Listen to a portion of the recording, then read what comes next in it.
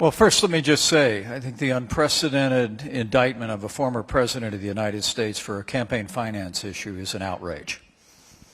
And I think it's clear to the overwhelming majority of the American people that this is nothing short of a political prosecution being affected by a Manhattan D.A. who literally campaigned on bringing charges against one particular American. And I must tell you that that should be offensive to every American, left, right, and center. Every American deserves equal treatment under the law. And I believe the American people will see this for what it is. But to your point, the answer is not to become like them. The answer is to return to a commitment to the foundations of the rule of law enshrined in the Constitution of the United States. And the antidote to that ultimately is, Vince Lombardi said sometimes there's no substitute for just going out and winning the ball game.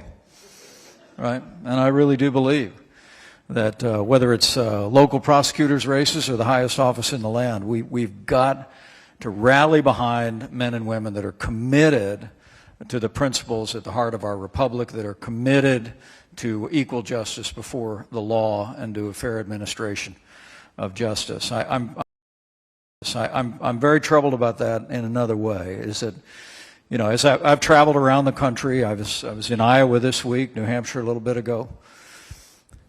Very nice states to visit this time of year.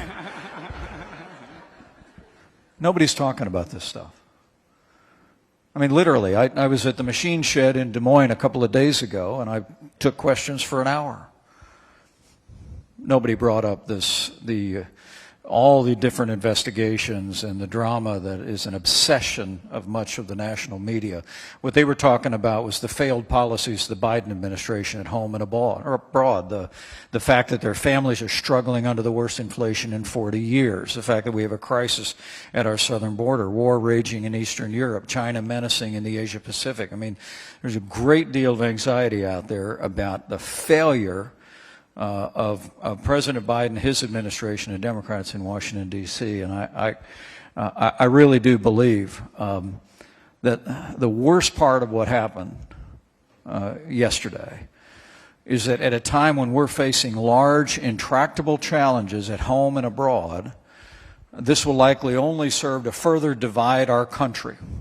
At a time when we ought to be finding ways to come together to face these challenges, to get our economy moving again, to tackle a national debt crisis, to rally around our liberties and our values, and to support our national defense.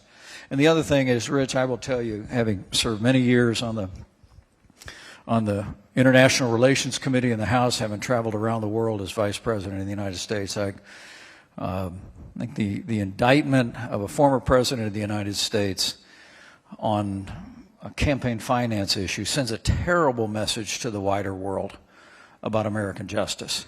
Because I have to tell you, there are dictators and authoritarians around the world that will point to that to justify their own abuse of their own so-called justice system. So I'm very troubled by it, but I think the American people will see through it. But the key, I think, for conservatives going forward, the key for leaders in our party going forward is not to be preoccupied on these issues, but to continue to focus on the real challenges facing the American people at home and abroad, and ensure that we elect leadership that will turn this country back to common sense conservative principles in 2024. Your constitutional duty.